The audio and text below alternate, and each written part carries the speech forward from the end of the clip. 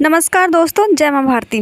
Friends, आज की video है मेवाड़ के शक्तिशाली और महान राजपूत योद्धा महाराणा प्रताप के बारे में। जब जब चित्तौड़गढ़ की बात आती है तो महाराणा प्रताप के उल्लेख के बिना चित्तौड़गढ़ का इतिहास अधूरा है। और फ्रेंड्स, आपको इस वीडियो में हम बताएंगे कि कैसे महाराणा प्रताप ने अकेले ही अकबर की पूरी सेना का मुकाबला किया और इस युद्ध में महाराणा प्रताप वीर शक्तिशाली योद्धा कभी नहीं हारे और अकबर कभी नहीं जीता। तो चलिए दोस्तों, जानते हैं शक्तिशाली वीर योद्धा राजपूत महाराणा प्रताप की गौरव गाथा के बारे में।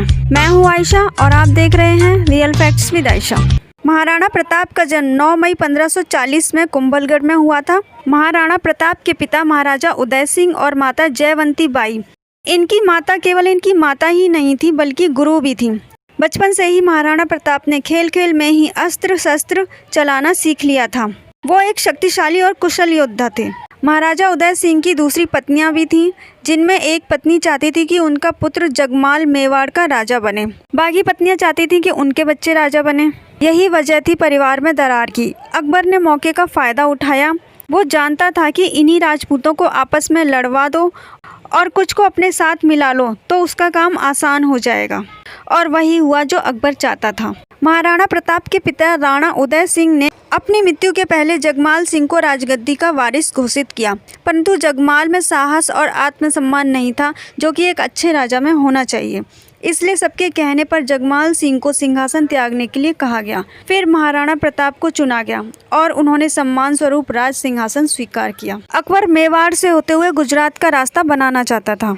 मेवाड़ अकबर के लिए बहुत महत्वपूर्ण था। गंगा मार्ग के व्यापार मार्ग को ये पश्चिमी तट के साथ जोड़ता था। अकबर अगर कुछ भी लेन देन करता था तो मेवाड़ बीच में आ जाता था और अकबर के लिए ये सिरदर्द बन गया था। पूरा भारत तो अकबर के हाथों में था, लेकिन मेवाड़ में महाराणा प्रताप खड़े थे। अकबर ने महाराणा प्रताप को अन्य राजपूतों की तरह अपना जागीरदार बनाने के लिए अपने राजपूतों को भेजा। आमेर के महाराज को अकबर ने अपने साथ ले लिया, टोडरमल को अपने साथ ले लिया, जयसिंह को अपने साथ ले लिया, लेकिन महाराणा प्रताप कभी नहीं हारे।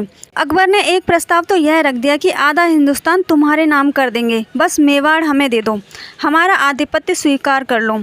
और महाराणा प्रताप ने जवाब दिया कि मेवाड़ हम राजपूतों का है और उसे हमसे कोई नहीं छीन सकता। और फिर दोनों में युद्ध छिड़ गया, लेकिन महाराणा प्रताप कभी नहीं हारे।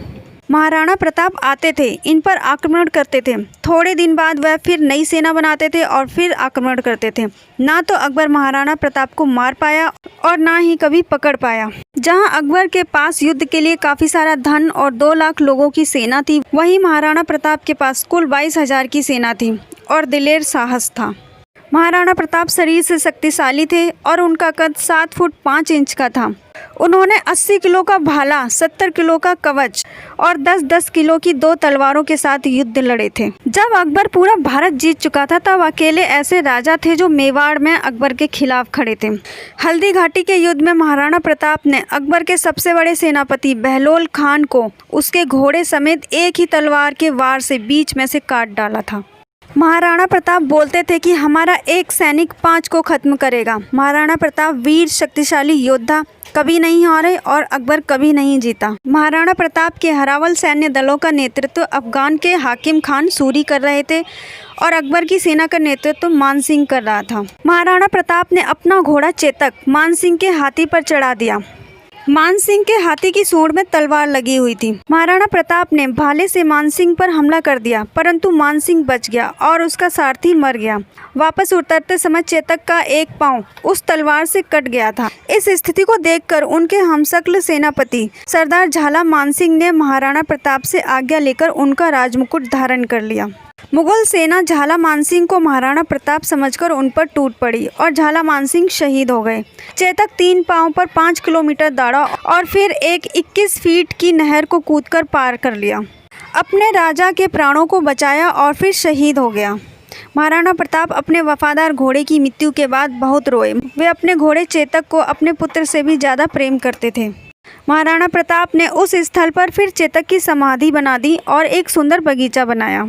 चेतक ही नहीं, महाराणा प्रताप के पास एक वफादार हाथी भी था जिसका नाम था राम प्रसाद। राम प्रसाद की अहम भूमिका थी हल्दी घाटी के युद्ध में।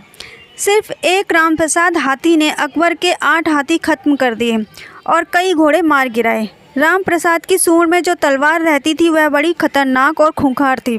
अकबर ने अपने 12 हाथियों की मदद से और अपने महावतों की मदद से राम प्रसाद को कंट्रोल करके बंदी बना लिया था। अकबर ने इसका नाम बदलकर पीर रख दिया। पीर हाथी ने अपने राजा महाराणा प्रताप के बिछड़ने के दुख में सब खाना पीना बंद कर दिया था। 28 दिन के बाद राम प्रसाद हाथी ने कमजोरी के कारण अपने प्राण त्याग दिए। इस पर अकबर बोला कि जिस महाराणा प्रताप के हाथी ने मेरे आगे सिर नहीं झुकाया, मैं उस महाराणा प्रताप का सिर अपने आगे कैसे झुकवाऊंगा। चेतक की मृत्यु के बाद उन्होंने एक बैठक बुलाई और कहा, मेरे बहादुर योद्धाओं, हमारी मातृभूमि मेवाड़ अभी भी मुगलों के चंगुल में है। आज मैं आप सभी के सामने शपथ लेता हूँ कि जब तक चित्तौड़ को मुक्त नहीं किया जाता, मैं सोने और चांदी के बर्तनों में भोजन ग्रहण नहीं करूँगा। इसके बजाय पत्तों वाली थाली में खाऊंगा, नरम बिस्तर पर नहीं सोऊंगा, फर्श पर सोऊंगा और महल में नहीं रहूँगा, झोपड़ी में रहूँगा। इसके बाद अकबर ये समझ गया था कि मैं महाराणा प्रताप को हरा नहीं सकता। अकबर और महाराणा प्रताप के बीच कई सालों तक युद्ध चला, पर कभी ना अकबर जीता और कभी ना महाराणा प्रताप हारे। और इसके बाद अकबर का ध्यान अब पूरब की तरफ चला गया। उसने मेवाड़ को छोड़ दिया और फिर मेवाड़ पर महाराणा प्रताप का कब्जा हो गया। इसके बाद कुछ समय बाद शिकार करते समय महाराणा प्रताप को चोट लग गई और वो काफ़ी समय तक घायल रहे। कुछ समय बाद महाराणा प्रताप की मृत्यु हो गई और उनका साम्राज्य उनके पुत्र अमर सिंह ने संभाला। महाराणा प्रताप की मृत्यु पर अकबर भी बहुत रोया था और उसने एक चिट्ठी लिखी जिसमें अकबर ने लिखा था, महाराणा प्रताप एक बड़े शक्तिशाली, बड़े मेधावी और एक ऐसे राजा थे जिन्होंने अपने गौरव को कभी नीचे नहीं झुकने दिया और मुझे एक बात का दुख रहेगा कि मैं कभी महाराणा प्रताप को हरा नहीं सका। तो ये थी दोस्तों राजपूत महाराणा प्रताप की गौरव गाथा। वो कभी अकबर के सामने नहीं झुके और मेवाड़ को हमेशा के लिए सुरक्षित किया। तो दोस्तों वीडियो को लाइक और शेयर करिए और आप अगर हमारे चैनल पर नए हैं तो चैनल को सब्सक्राइब करिए। मिलते हैं नेक्स्ट वीडियो में। जय हिंद।